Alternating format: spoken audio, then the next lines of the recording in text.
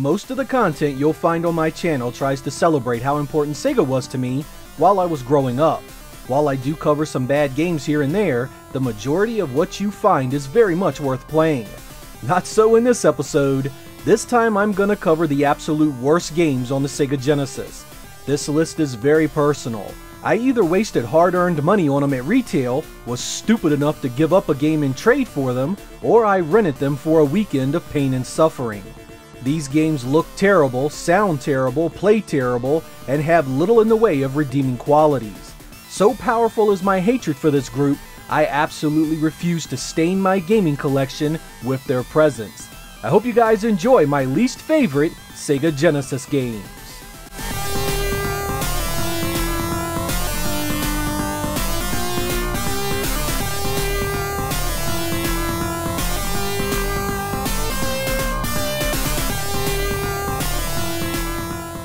I was actually a fan of the Batman Forever movie, so when I read that Acclaim was making a beat-em-up with digitized graphics and giving it Mortal Kombat style gameplay, I was all in.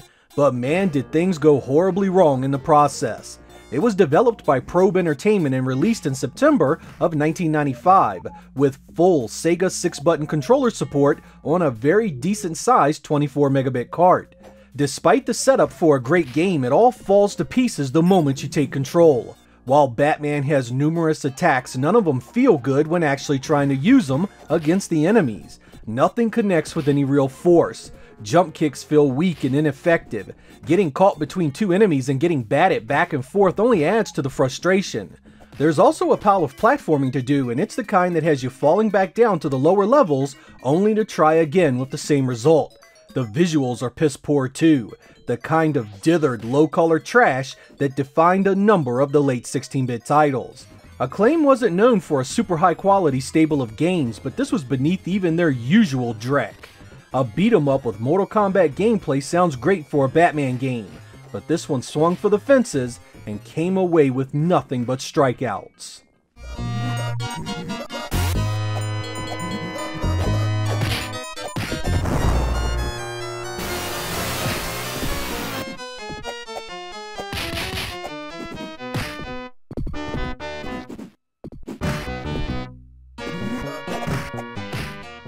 Video games were no stranger to weird licenses that made no sense at all. In August of 1993, the Genesis got Wayne's World, a platform-heavy run-and-gun based on the Saturday Night Live skit and movie starring Mike Myers and Dana Carvey. Being just 18 at the time, I of course loved the source material and figured the game deserved a look. Good night, was I wrong. Right from the opening, you are treated with some heinously ugly storyboards trying to give you the feel of their public access show. This leads straight into jumping around terribly designed stages and constantly being bombarded with ear-grating voice samples and sound effects. They repeat over and over to the point of nausea. THQ knew it was so bad they only bothered releasing it in the United States. I actually set out to capture this one long enough to show you a few different levels, but I just couldn't take more than a few minutes of it before I had to cut it off. Rarely has a game so completely overwhelmed me so quickly to give up on it, an effect that is still as potent today as it was 27 years ago.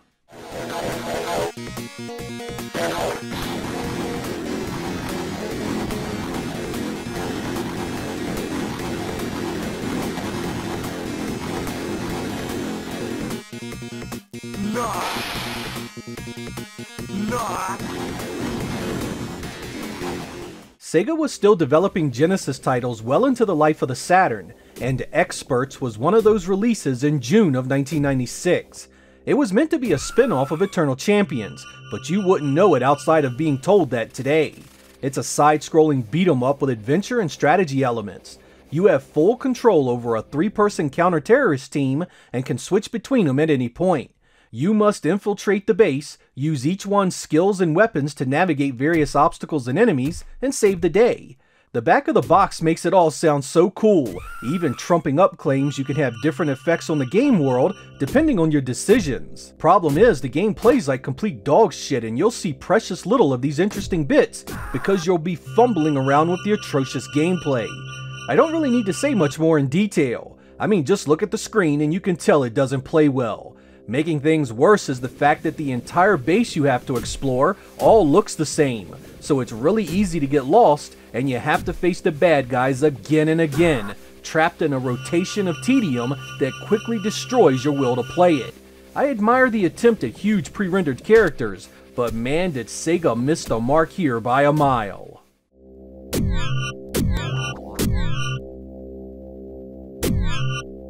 Secondary mission active.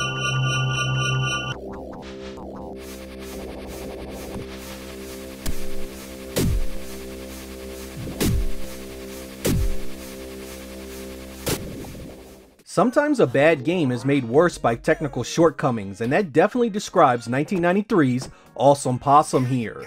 Developed by Tengen and meant to be a clear ripoff of Sonic, you star as an eco-friendly possum who sets out to clean up the environment and educate you at the same time. The problem starts at the fundamental core of the engine itself. It's choppy, and I mean the kind of choppy that utterly ruins 2D gameplay.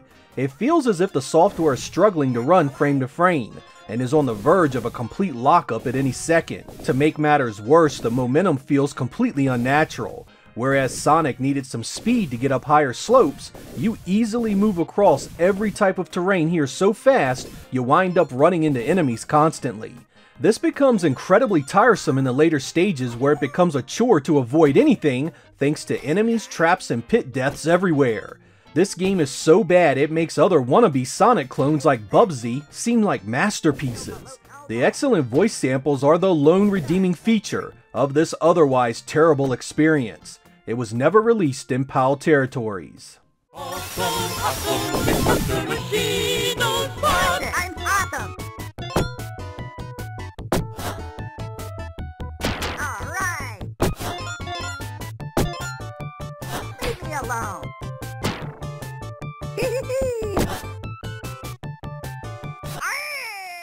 Man, did I love all three of the Back to the Future films. The adventures of Doc Brown and Marty McFly were well worthy of a game of its own, but the 1991 Genesis release failed in every conceivable way. You have probably heard about this game's difficulty, and it's true it's pretty hard, but it's actually the poor stage design and even worse gameplay that makes it that way. You get no chance to become familiar with anything in the game before one-hit deaths begin to assault you. You'll restart numerous times before you actually get used to this garbage enough to get anywhere. Once you do, it only brings more pain. Some stages have things that can kill you and you have no clue why until you die so many times you finally see what it is that's killing you. The graphics are also unusually dark, and that's saying something for a Genesis game. The thing is, it's actually a really short game, making you realize that the absurd difficulty and the design that enables it was meant to artificially extend your playtime. In other words, the developers knew they had a really short, really shitty game, so they cranked up the cheap deaths to make you feel like you got your money's worth. This was developed by Probe Software and published by Arena Entertainment, two companies intricately tied to Acclaim.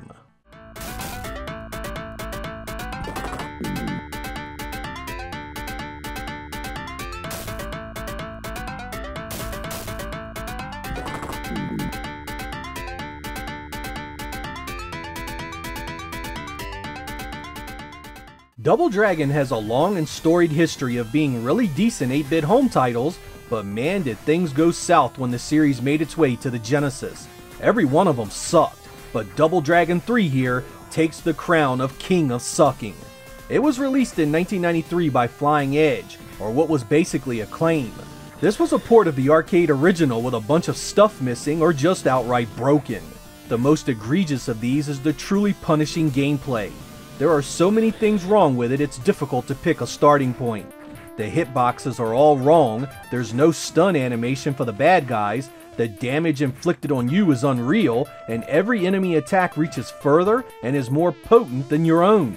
Weapons are utterly useless, the shop system provides no help at all, and the only time you can actually do any damage is when your invincible frames are flashing after you've gotten knocked down.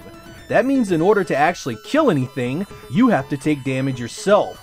I had disliked Double Dragon 1 and 2 on the Genesis for various reasons, but good God is this one so much worse.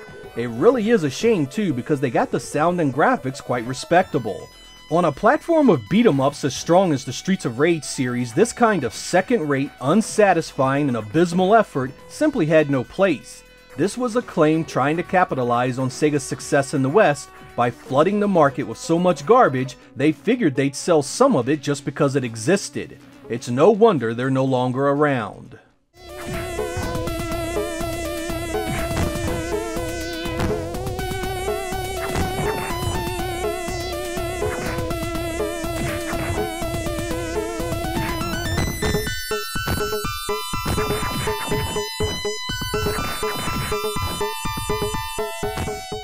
The story behind the release of Slaughter Sport is more interesting than the game itself.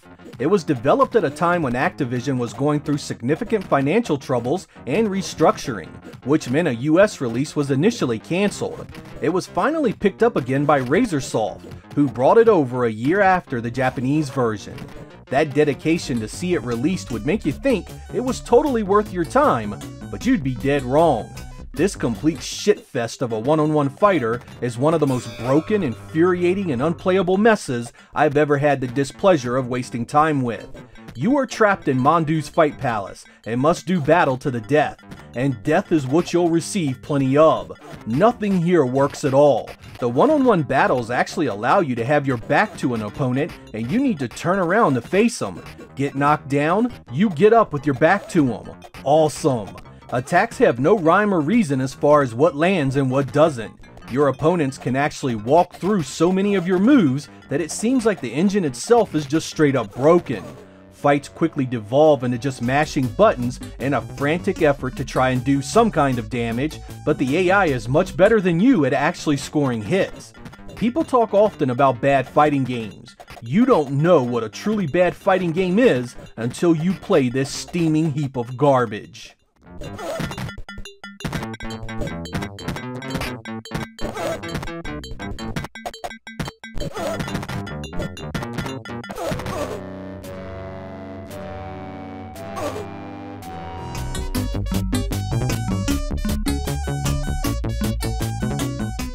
Sword of Sodan is an infamous 1990 release for the Genesis that kinda reminds you of a golden axe with much bigger sprites and lots of blood.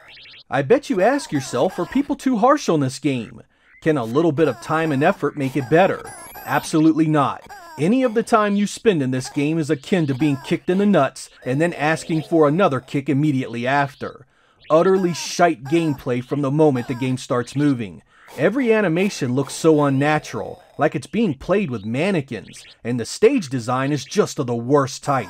Sometimes you get stuck having to deal with enemies and stage traps together, a brutal and off-putting combination that sees spikes constantly harming you, but going right through the bad guys with no trouble. Want to turn around and defend your flank from enemies behind you? You need a button to do it. Imagine for a moment if you needed a button to turn around in Golden Axe, Streets of Rage, or Shadow Dancer. Who in the hell thought that was a good idea? The final topping on this disaster is that your attacks go right through half the enemies with no damage registering at all. You can swing for the fences on some of these guys and never make contact, despite your weapon clearly touching them. It has a potion system in place to make you stronger and give you various power-ups, but who cares about this kind of depth when a game is so fundamentally broken on every other level? I mean, this blight of a game doesn't even have music to play to. EA released some bad games on the Genesis, but stuff like this made you wonder how the same company could also been responsible for games like Road Rash.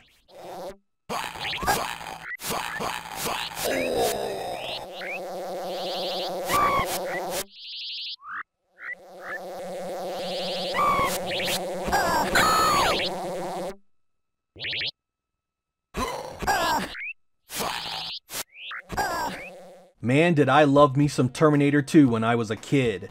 I remember sitting in the theater with my buddies watching it and loving it so much we went right back to watch it again. So when a game was coming out based on this incredible action flick, it had to be good, right? Nope. Flying Edge and Acclaim strike again. Released in late 1993, this side-scrolling action title sounds like it got everything right on paper. You control the Schwarzenegger, have access to both melee attacks and firearms, and must do battle with the T-1000. But everything goes into the toilet right away. Your melee attacks are weak and ineffective. Why is a Terminator having to hit guys 3 times to take them down? I mean, the creators surely watched the movie, right? Where in that opening scene did it appear that the T-800 had any trouble handling those bikers? Okay, I found John Connor's address. What do I do now? Find the future devices? What the heck is a future device? This is the part where you get to wander around stages looking for little boxes that contain some inexplicable item that has no bearing on the story whatsoever. It's simply a collectible put there to extend gameplay. While you search for these, enemies keep spawning everywhere, which means you are constantly taking damage in a game that gives you one single life. There's also an overhead drivable map where you have to find the next target. These play terrible, and it's possible to get stuck and unable to move, forcing you to wait until other cars crash into you and free you. It doesn't matter because you won't get very far before you grow sick of killing the same cops, bikers, and that damn T-1000 for the millionth time. That's right, man, those bikers back at the bar were so pissed, they followed you to the other stages. The gameplay here is poor but functional. It's actually the stage design and setup that completely collapses the fun factor. Searching areas for items that don't matter while being absolutely flooded with enemies that keep reappearing will send you straight for the power button after only a few levels.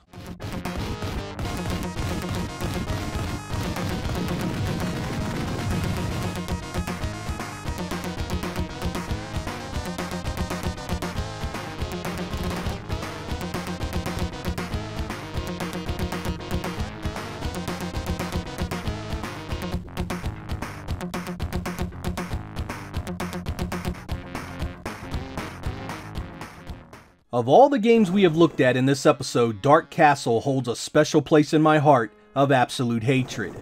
Few times have I played a game this bad. The visuals are poor, the sound is irritating beyond belief, and the gameplay truly stands apart as its own special layer in hell. Released in 1991, this is sort of a platformer mixed with adventure elements. You must find your way through various stages that consist mainly of jumping to platforms and climbing ropes while enemies try and stop you. The gameplay is a complete hindrance here, however. Just throwing rocks to defend yourself is a chore, and there are actually areas in the floor you can trip on and fall. That's correct, trip and fall in a platformer. Enemies are way faster than you can't fall more than a few inches without dying, and the hit detection is way outside your sprite.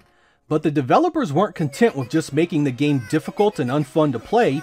They also had to add what are some of the most annoying and rage-inducing sound effects I've ever heard in a video game. While you are on that 556th death, nothing beats enemies taunting you with ear-piercing voiceovers. EA was responsible for releasing this, another early game of dubious quality they picked up from the computer market. Had Electronic Arts stayed on this path, they would have ended up like Acclaim and THQ, almost certainly. Finding a Genesis title worse than this one is no easy task.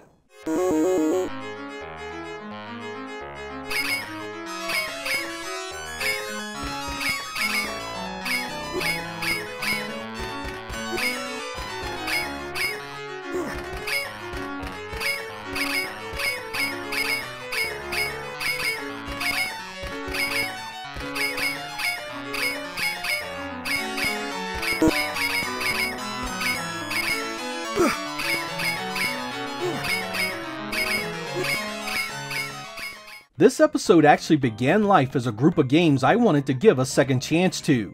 Playing these terrible games again, I at first thought I could find something redeemable to say about each one after all these years. I figured replaying them and giving them a fresh chance would prove that every game is worthy of your time if you just learned its in and outs. Yeah, I'm gonna have to admit defeat on that point because not a single game here falls into that category. They are so heinously flawed in multiple areas that only a broke kid with nothing else to play could find any real fun in them. If you were one of those broke kids, I respect it, as I have been there a number of times myself. But for those with a choice, there is nothing here worth your time or money. If you have a morbid curiosity for bad games, I still recommend you stay away and focus on stuff that at least remains somewhat playable. I will say I am torn on doing episodes like these, however. While it's always fun to bash a bad game to hell and back, the truth is some hard-working developer out there likely put thousands of hours of their lives into it to make it the best game possible. Their vision was one of greatness, and their blood, sweat, and tears poured into the project on a grand scale. To so easily shrug that off is the reason why I rarely use words like lazy when describing developers who make these kinds of games. Often it's anything but laziness as to the reasons why a game ends up so bad. Budget, time constraints, and politics with the publisher are far more likely. The fact that many of these games are released by the same publisher with different developers supports that. With that said, a bad game is still a bad game, and these are among the worst for the platform, and no amount of compassion can change that. I'm Sega Lord X, thank you guys for watching, and I will catch you next time.